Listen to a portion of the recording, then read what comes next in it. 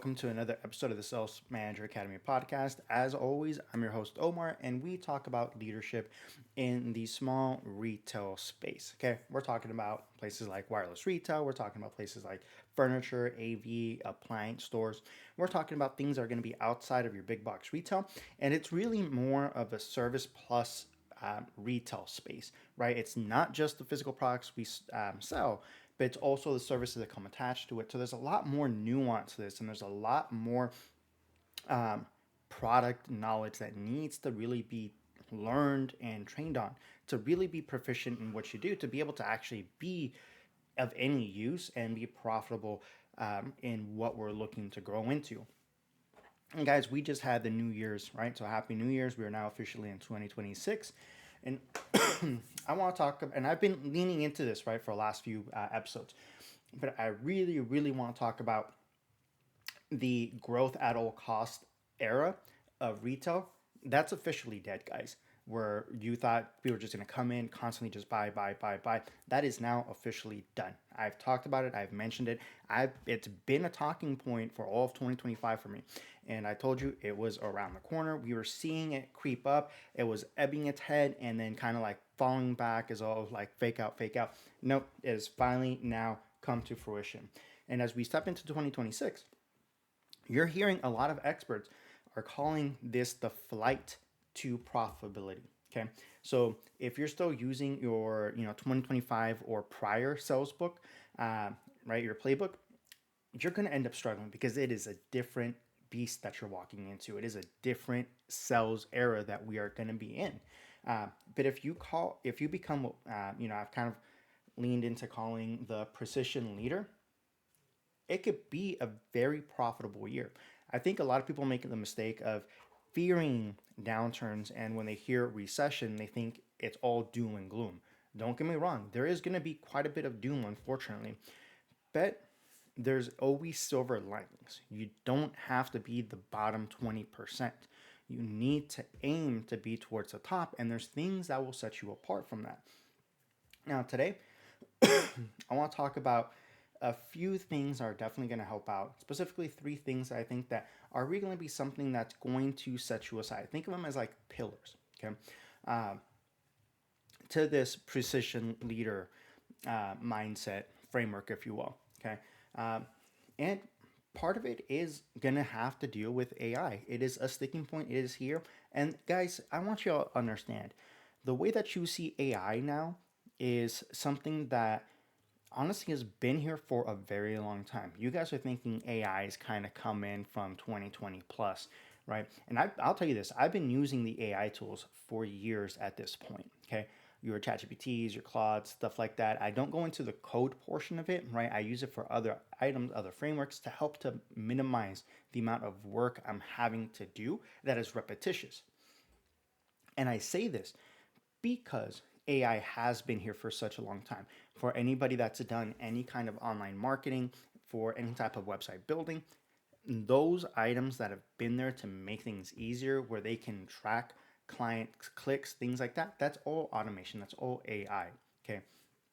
So it's nothing to fear in that respect when you understand it as a business owner, as a business operator, owner operator, or as somebody who's trying to move the needle within the organization to be able to reduce some of the friction between certain channels, right? Specifically like the online channel and the in-store presence, or the client-facing presence. Okay, there's ways to be able to minimize that friction, but you have to learn how things work together in order to truly understand what is going on. Okay.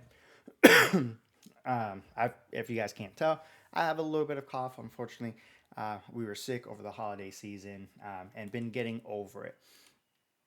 So, bear with me. You'll catch me kind of catching my breath. You may hear a couple of coughs here and there. It just lingering effects. Luckily, I've been able to.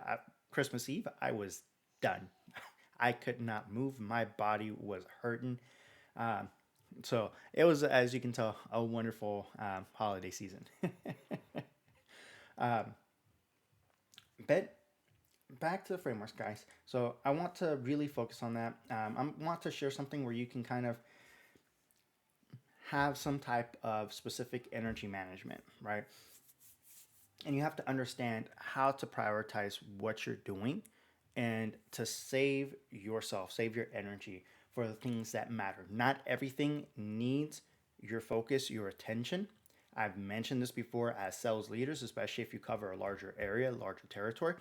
Delegation is your best friend. You need to understand how to elevate others to essentially do what you do, okay? Because by transferring that knowledge, by gearing them up, training them up, your team is going to be a far more adept. And then once we are out of this grind, this doom and gloom valley of a recession, you're going to notice that, hey, once those opportunities start to arise, I'm getting looked at a lot. My team members are getting looked at for different promotions.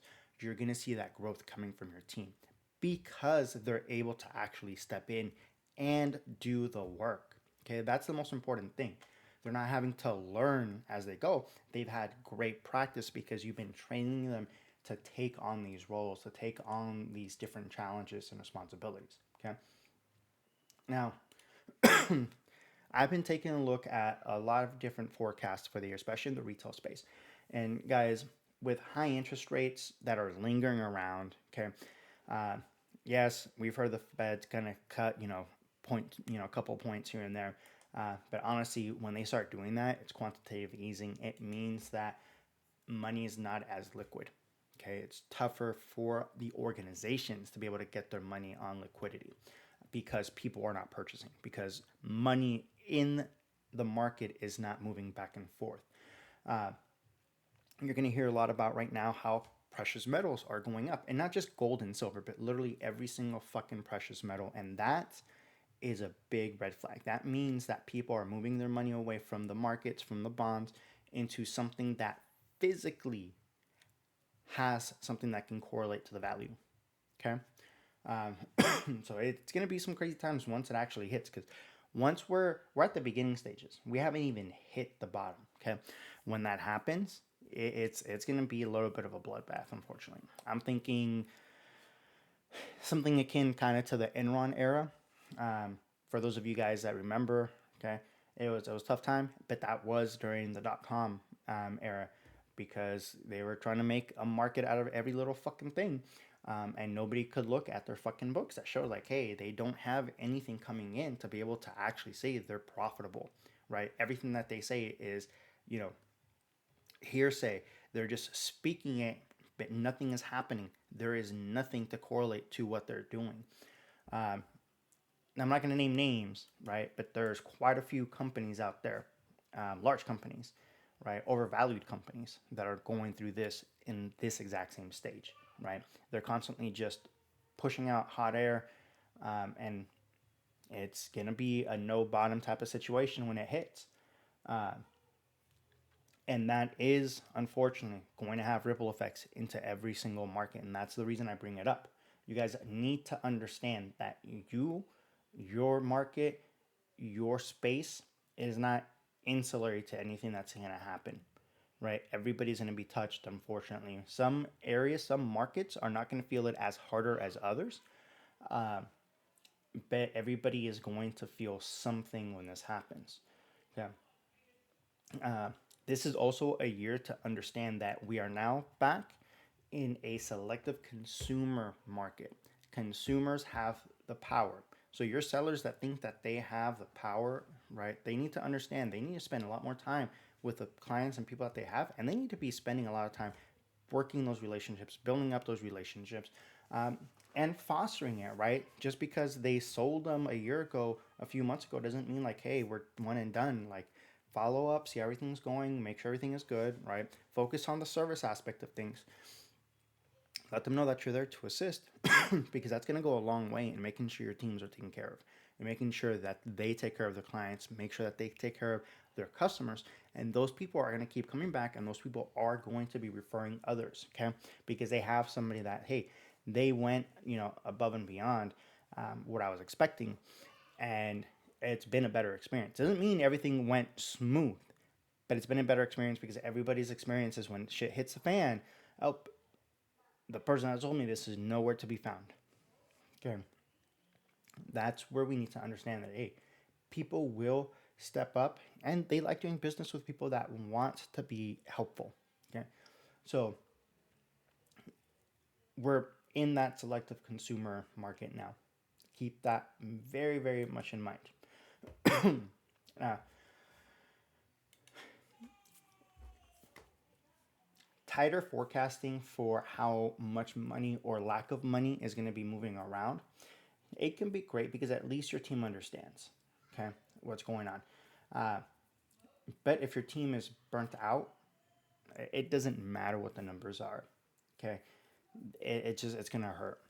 And this is where, if you're a smaller company who hasn't leaned in to like the automation portion of things of AI, because it's all about the people, I get it, but you're also missing out on the automation aspect of it because there's so much that you're doing repetitiously that can be automated to save everybody time. Listen to your salespeople. If they say, I hate doing this because I have to do this every single freaking time, and it's the exact same thing they need to do, maybe that can be automated in a way to make it easy. Okay. I'll give you a prime example. Scope of works. For scope of works that are very routine and business as usual, they're not custom, you should have some kind of automated workflow that's already set where you can click, you know, business as usual or ordinary, not custom, something like that. And it populates that wordage that you're going to be using for the scope of work. Boom.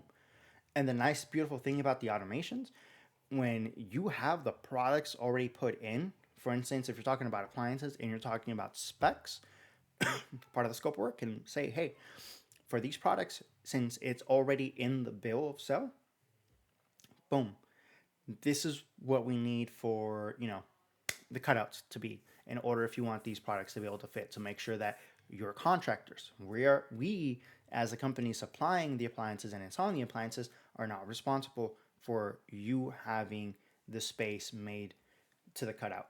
So make sure your contractor has that space cut out. Okay? Because that's always typically the biggest issue with appliances. You guys know what I'm talking about. Um, right? For just things like that, that small step you may not think does a lot, but it can save so much time and trouble. You can do a simple follow up to make sure, hey, with customers that have already purchased from you, post purchase, post installation, have an automation that follows up with them. Hey, just touching in, wanting to see how everything's going. And it's coming from the seller, it's coming from the company, right? Those are the types of things I'm talking about when it comes to saving time and energy. Because now you have something that is able to follow up without you necessarily needing to remember and step in. It's automatically done and it's a simple follow up. And I'll tell you from past experience, a lot of people they know it, but it's still like, oh, okay, they're not thinking it's coming from an automation because it has the person that told me, it has their name on it. All right, cool. The person, my seller's following up with me. Awesome. Some of them, 10% may know it's an automation, and that's not going to be an issue, right? It's just a follow up sequence. So that's what you guys want to focus on, okay? So focusing and saving time, right? On precision execution, that's one, because it allows you to be timely. On the other one, right, that second pillar is that an AI and human co-option, that synergy, if you will, where you're working together, right? Where the automation is doing things to make your life as a business easier. If you're needing to pull reports, a lot of that stuff has been automated for you in the past. You can go a step further to be able to have it create some type of projection for you, right? What are pitfalls based off of current news that we need to be ahead of? Little things like that, okay? Uh, you'd be surprised how easy it is for it to be able to assist you. You just have to spend a little bit of time or hire somebody to focus on building those for you. It doesn't have to be difficult, but like everything, it does take a little bit of time and a little bit of testing to be able to get it right. And when it's done, boom, it goes a long way. Now, the other aspect of that is that you're managing the energy that you're spending, not just the time. Okay. Because at this point, now you're focusing on things that start to matter. Okay. On focusing things on like being able to sell instead of like, shoot, I don't have time, or I'm being caught up with all these things, or I have these other issues at this other location I got to take care of. I can't focus on. Guys, we talked about training. We talked about making it a habit, spending 15 minutes to be able to do this. It's the same thing with everything else. You got to manage the energy to be able to help you have the time to do things. And that's also part of what it translates to your team. Because once they start managing their energy, they start able to focus on other things, and they're going to realize I have more time than what I realized because I'm paying attention. I'm focusing my energy on the things that actually matter, that are yielding results, instead of being scatterbrained and giving my energy to everything when it shouldn't be that way. Those are the super important things. Okay. Now, 2026, the way things are panning out right now, it's going to be a struggle for everybody. Okay. We're already seeing it. We're hearing it. We're already seeing the amount of money still being withheld by the Fed, right, for things that have already been appropriated and should be going out without an issue. Uh, that goes to all levels. Okay. That affects everything because that means that there's that money that's not being spent. And when that money is not being spent, okay, that also correlates to other areas not spending money because they don't have the cash flow, because they don't have that income coming in. I remember reading an article a long time ago about how a $20, and this is back in like the early 2000s, guys, so it's a lot more compounded now. But the power of a $20 bill, I think within like the first month, had like the compounding effect of like $120. Okay.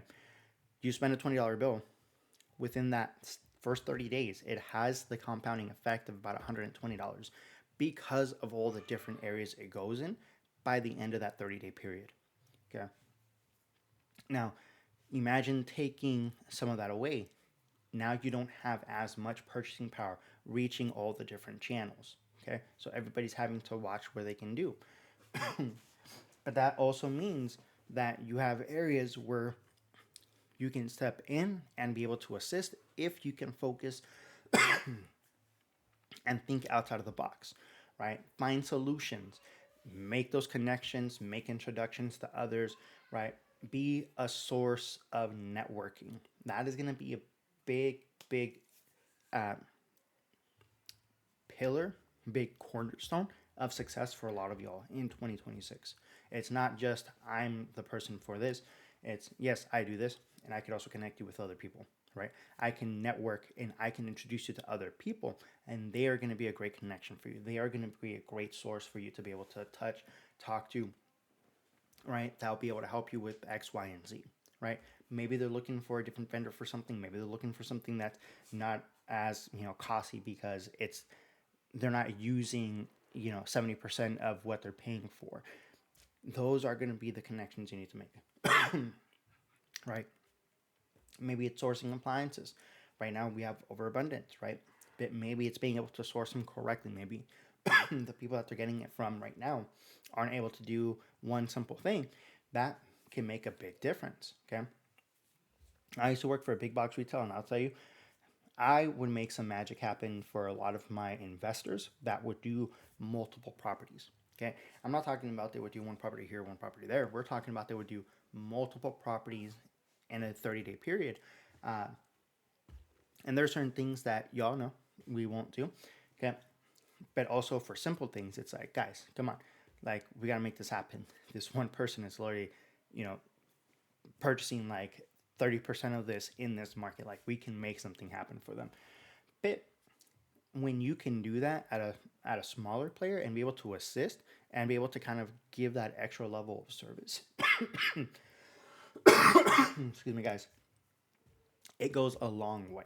Okay. And that's what I'm talking about, where the service aspect of the sell is going to be the huge differentiator for you guys in 2026. It's not just the sales process, it is everything that's going to come post sell. And that's where you got to get your people really, really geared into. And that's why training, that's why focusing on developing your people, it is super important, especially in the year of 2026.